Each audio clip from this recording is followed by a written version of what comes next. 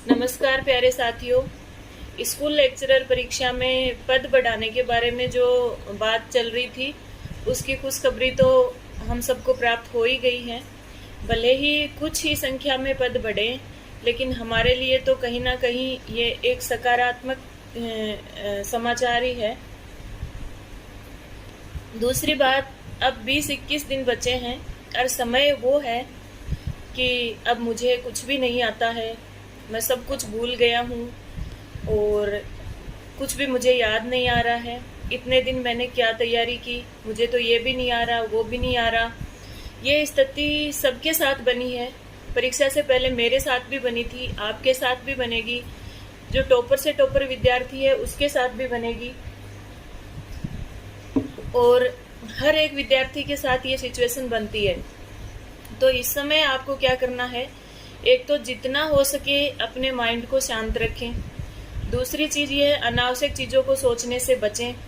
और एक ये महत्वपूर्ण बात है कि अपनी स्टडी टेबल पर से अपने रूम में जो भी पुस्तकें हैं, जो भी अध्ययन सामग्री है, उसमें से वो अध्ययन सामग्री छांटिए, वो नोट्स छांटिए जो आपने एक तो खुद बनाए हैं और संपूर्ण पाठ्यक्रम को अच्छे से रिवाइज कराते हों।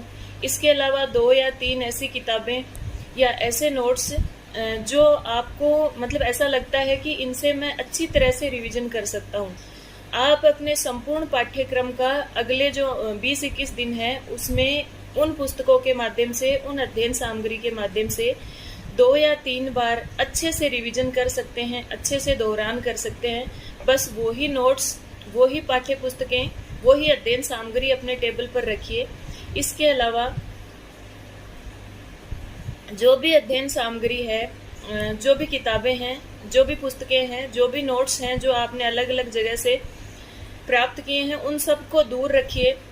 क्योंकि कभी ये किताब उठा रहे हैं, कभी वो पुस्तक उठा रहे हैं, कभी ये नोट्स उठा रहे हैं, तो अब ये सब करने का समय नहीं रहा है आपके पास।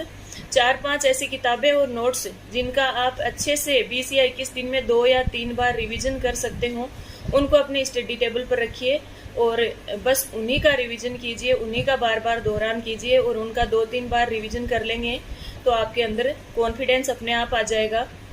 और अंतिम समय पे जो हमारा दिमाग एक्टिव होता है, उस समय जो किया हुआ जो दोहरान है वो हमें बहुत ज़्यादा फायदा देता है। तो ऐसी चीज़ों का अगर आप बार बार दोहरान करेंगे तो अवश्य प्राप्त ज्ञान है जो आपका स्थायी होगा। और बहुत सारी अध्ययन सामग्री अपने पास रखेंगे, उनको उठापटक करते रहेंगे तो कुछ भी हासिल नहीं होगा और ज़्यादा है वो कंफ्यूज हो जाएंगे।